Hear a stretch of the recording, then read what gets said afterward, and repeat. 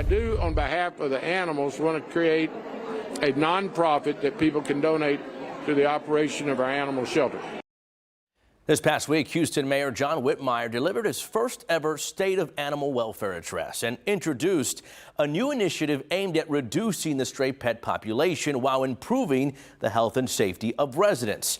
KPRC 2's Lisa Hernandez breaks down what exactly is in his proposal. I think it's a success that we're all gathered here today. That wouldn't have taken place. That would not have taken place 5 years ago. Houston Mayor John Whitmire starting off Thursday's address acknowledging that animal welfare has not been a priority in the city of Houston, and he wants to change that. But what we have to do, and what you're doing by your presence here today, is making animal welfare a priority. I've spoken out during the campaign, or even as a senator, about the lack of prioritizing bark.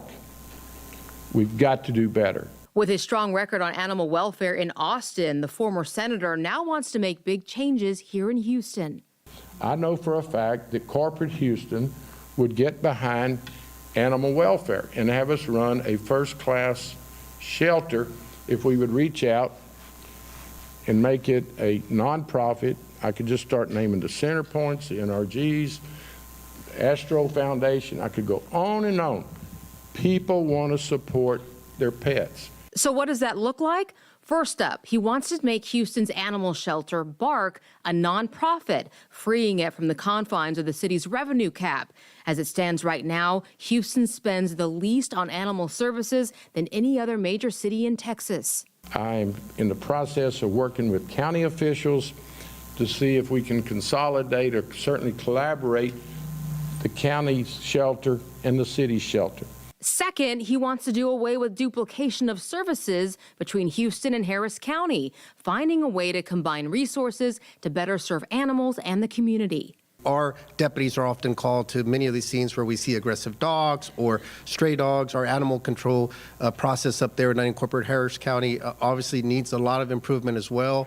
So it's not just a city issue, it's really a regional issue. It's an effort Sheriff Ed Gonzalez says he supports.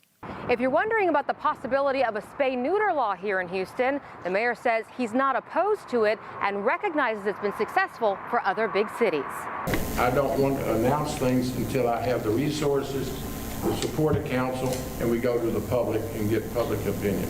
But certainly other cities have successfully done that, and that's the ultimate solution to overcrowding and stray animals. What he's proposed thus far is supported by a number of animal welfare nonprofits, including Houston Pet Set. They've advocated for legislation at both the state and local level and say without resources to support those gains, progress is stalled. What we have learned is that these laws and ordinances are useless if our municipalities are not given the proper resources to enforce them. Shelters are full, rescues are full, fosters are full, volunteers are maxed out. Advocates say they're hoping for lasting change with this new administration. As a friend of our pets, support this initiative, and let's go to work, is what I would end up by saying. Thank y'all for having me. Lisa Hernandez, KPRC 2 News.